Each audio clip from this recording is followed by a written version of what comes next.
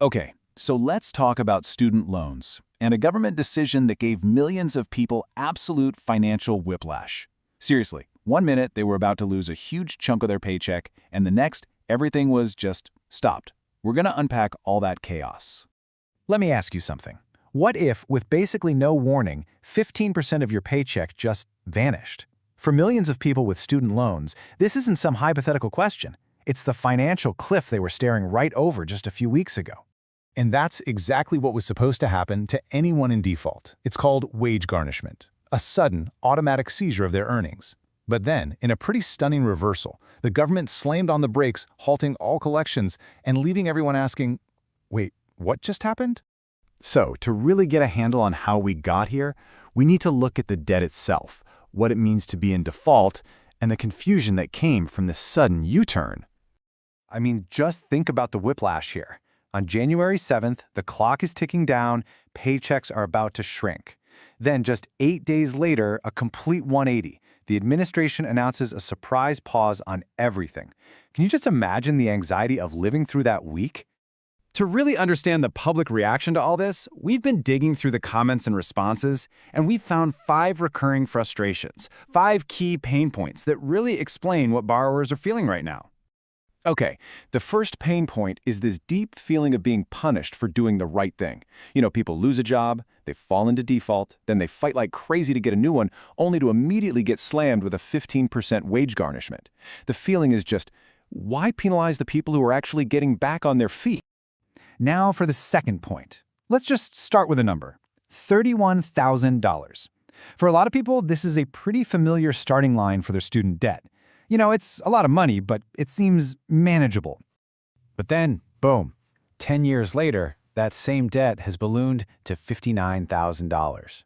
This is what people talk about when they say they feel trapped in a financial vortex. Even after years of trying to pay it down, the compounding interest has made the debt nearly double.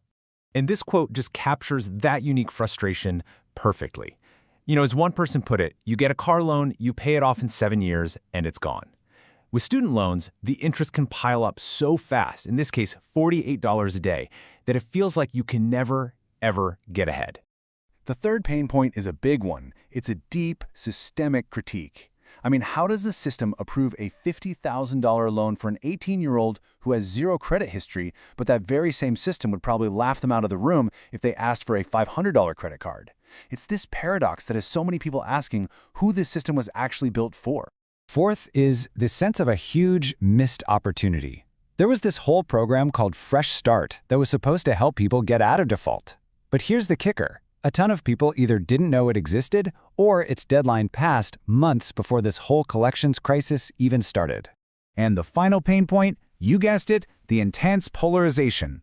For borrowers, this pause is an absolute lifeline. It saved their tax refunds, it saved their wages, but for fiscal conservatives, it's a populist stunt that they say is going to cost taxpayers $5 billion a year and just make inflation worse. So let's dig a little deeper into that fourth point. Because this Fresh Start program now looks like a solution that was unfairly snatched away right before people needed it the most.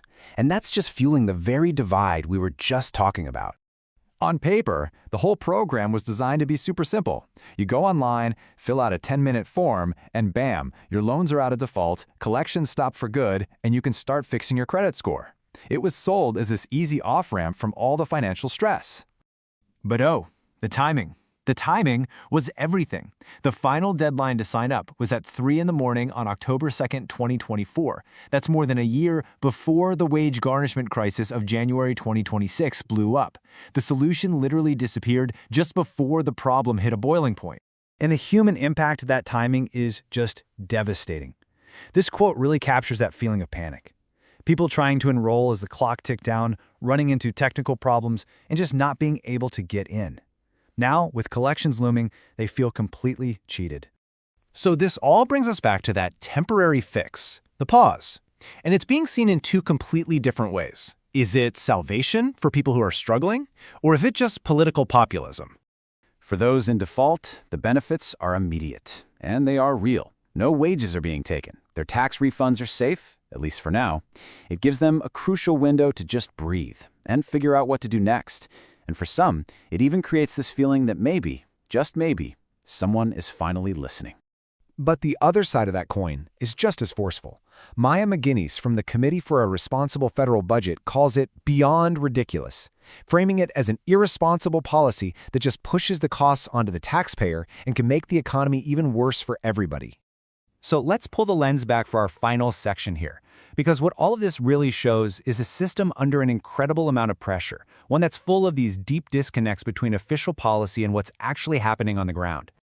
I mean, the disconnect is just so stark. Officially, the government is using words like rehabilitation and a chance to fix your credit, but the actual public conversation, it's about a temporary break before the storm and this simple, powerful question. The deadline passed, so what are we supposed to do now?